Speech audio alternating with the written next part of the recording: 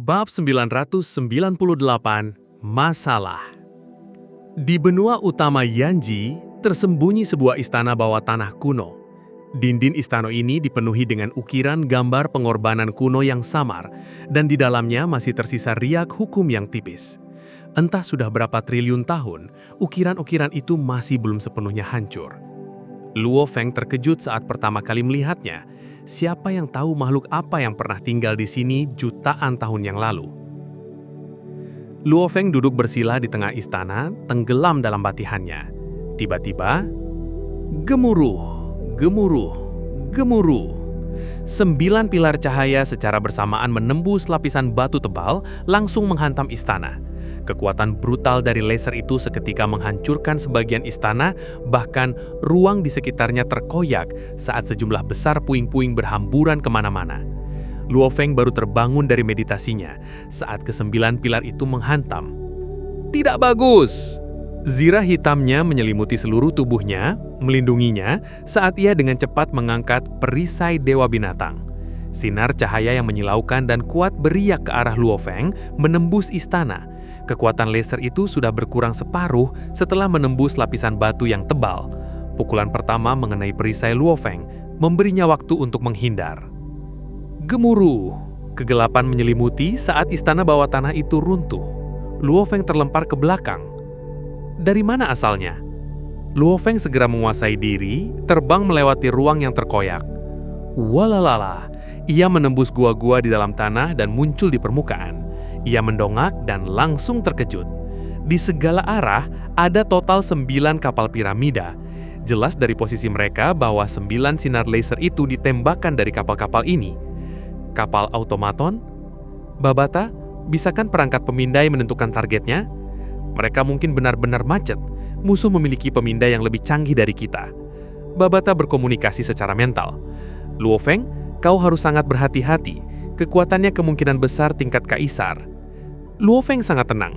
Ia bisa mengetahui dari penghalang energi permukaan 9 kapal piramida itu bahwa setiap dari mereka jauh lebih mahal daripada kapal planet Yunmo miliknya. Dari mana asalnya? Luo Feng terkejut.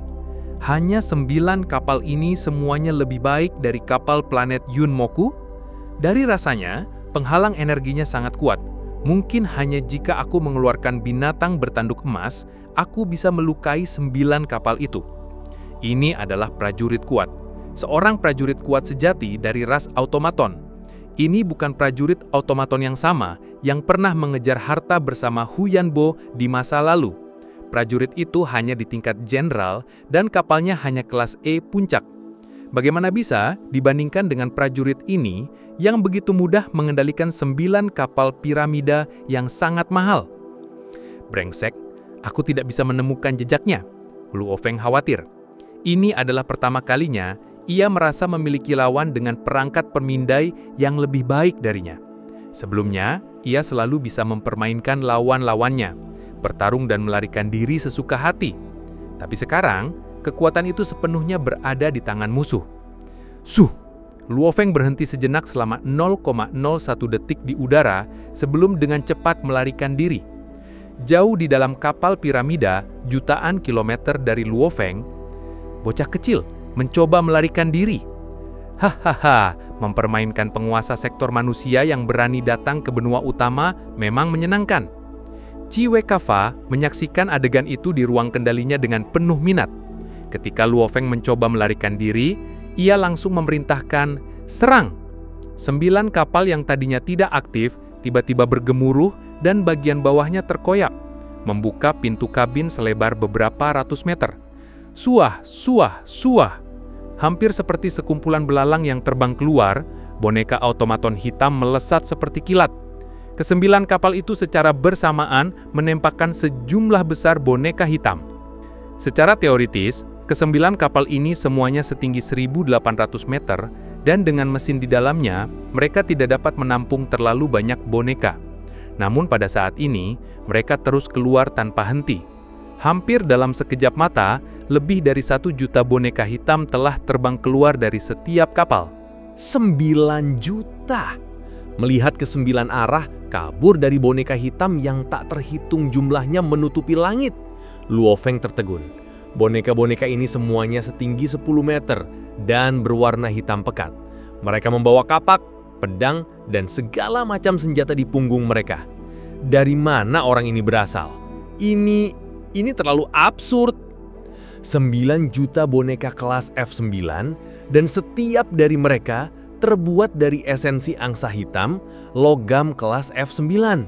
Bahkan jika biayanya dihemat, satu saja seharusnya bernilai 10 elemen campuran. 9 juta akan menjadi 90 juta elemen campuran. Menghabiskan kekayaan sebesar itu untuk membeli lautan boneka, ini terlalu boros. Dari mana orang ini berasal? Ada sebuah pepatah bahwa pedang tajam bekerja lebih baik. Demikian pula, kekayaan senilai 90 juta elemen campuran akan lebih baik dihabiskan untuk harta berharga atau senjata berharga.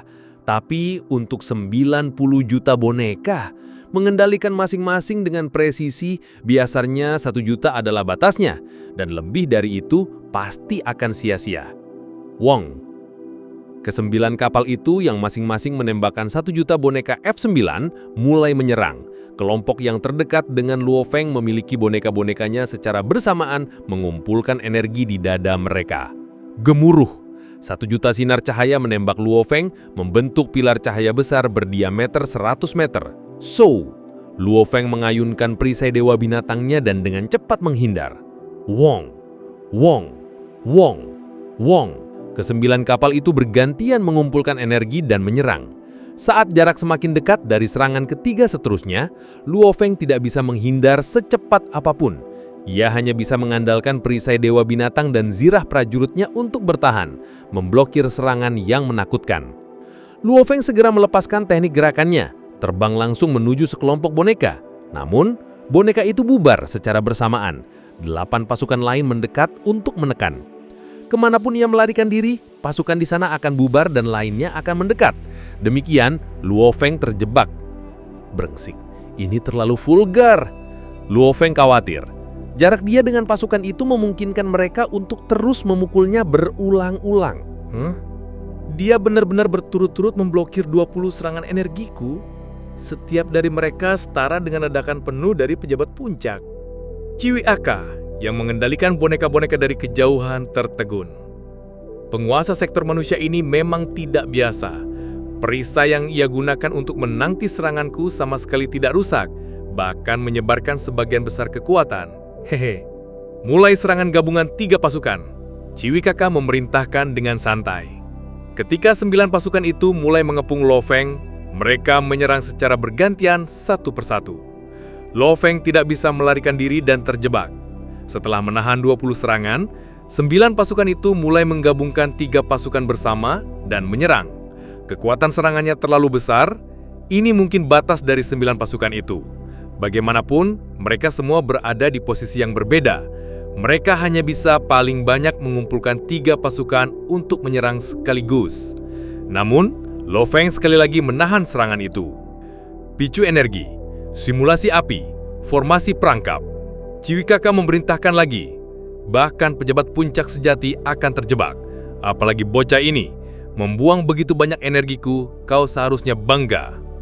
Boneka otomaton yang awalnya tak terhitung itu, seketika menyala dengan cahaya merah menjilau. Energi kuat dari 90 juta boneka itu membuat ekspresi Luo Feng berubah. Ini energi yang sangat kuat. Ini bukan gumpalan logam murahan. Dan inti energi mereka sangat canggih. Satu saja akan bernilai beberapa ratus elemen campuran. Secara keseluruhan, ini akan menjadi setidaknya beberapa miliar elemen campuran. Luo Feng tertegun. Ia pernah melewati gunung langit wilayah primal penguasa domain sebelumnya dan mendapatkan 3 miliar poin sebagai hadiah. Ia mengira itu sudah sangat mengesankan. Namun pemandangan di depan itu, 90 juta boneka kelas F9 dan masing-masing sangat canggih. Inti mereka bukan hanya gumpalan logam sederhana. Sama seperti ketika ia berada di tim Tai O dan Poison, diserang oleh prajurit otomaton sebelumnya, musuh hanya menggunakan boneka dengan inti sederhana yang mengandalkan neraka guntur untuk energi. Dibandingkan dengan 90 juta boneka ini, mereka sangat menghasiatkan. Menghabiskan miliaran elemen campuran dengan begitu mudah, Luo Feng tertegun. Ia juga mengerti, karena dia telah mencurahkan begitu banyak kekayaan ke dalamnya, kesembilan pasukan ini pasti memiliki lebih daripada sekedar serangan gabungan sederhana. 900 boneka tiba-tiba terbakar dengan api di permukaannya. Wah, mereka berkumpul menjadi satu, semua mengayunkan senjata dari punggung mereka, baik itu kapak, pedang, dan lain-lain. Tiba-tiba, satu pasukan dari 9 pasukan itu memiliki boneka-bonekanya semua menyerbu langsung ke Lo Feng dengan senjata mereka. Ding! Energi api melewati bilah mereka dengan cepat membentuk sinar galang merah besar, menyerbu Lo Feng. 1.000.000 lampu merah berkumpul menjadi satu, menembak dari segala arah, membentuk struktur seperti jaring yang membentang di sekitar Lo Feng. Mengerikan. Lo Feng kemudian bergidik di dalam. Dengan jelas merasakan jaring lampu merah tak terbatas itu mengelilinginya, ia tidak bisa menandingi kekuatannya. Jika ia melawan, ia akan terjebak dan tidak akan bisa melarikan diri. Itulah yang ia rasakan. Lo Feng tiba-tiba menghilang. Seekor binatang bersayap perak besar muncul di udara. Tekanan mengerikan memancar ke segala arah. Adegan ini menyebabkan Ciwi kakak yang jauh itu mengubah ekspresinya. Kaisar bersayap perak? Penguasa sektor manusia ini sebenarnya adalah boneka yang dikendalikan oleh kaisar bersayap perak, atau kaisar ini pelindungnya? Akhirnya kita sampai juga di penghujung bab 798. Gimana? Dek-dekannya dapat? Serangan kapal automaton, 9 juta boneka, dan Luo Feng nyaris nggak bisa ngapa-ngapain. Ini belum klimaksnya loh. Tapi boleh jujur sedikit ya, nerjemahin novel kayak gini tuh nggak gampang. Harus mikirin biar enak dibaca, bisa dimengerti, dan cocok buat dibawain suara. Terus naskahnya harus aku olah lagi biar enak didengar. Belum isi suara, editing, kadang render gagal, kadang suara gak cocok. Bahkan udah jadi pun suka ada yang belibet atau salah ucap. Tapi ya sudahlah ya, udah capek juga. Ini semua aku kerjain sendirian, solo. Konten kreator pemula, modal semangat dan niat aja dulu. Uploadnya juga gak cuma di satu tempat, YouTube, Beastation, Facebook, TikTok. Dan jangan lupa, kadang internetnya pun pengen ikut nyerah. Jadi kalau kamu suka dengan narasi ini, bantu aku berkembang. Klik like, kasih komentar, dan jangan lupa follow atau subscribe channel ini, Duta Verse ID. Satu klik dari kamu bikin aku semangat terus lanjutin bab-bab selanjutnya. Sampai jumpa di bab selanjutnya. Dan semoga Luo Feng masih hidup ya. Aku juga sih, mudah-mudahan belum tumbang. Duta Verse ID pamit, sampai jumpa.